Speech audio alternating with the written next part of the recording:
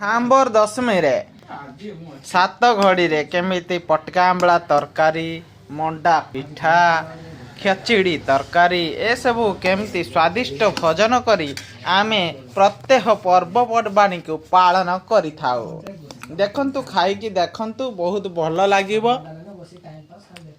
बहुत स्वादिष्ट हेची। ए भली आपण भी खांतु। मंडा पिठा देखौची देखंतु, एटा आमर तरकारी रे मंडा पिठा तैयारी करा है। मंडा पिठा तरकारी रे है,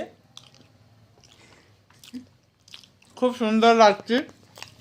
देखो खेचड़ी भी करा है, मीठा मीठा खेचड़ी खाई देखो। बढ़िया ये देखो पूरा दियो मंडा पिठा।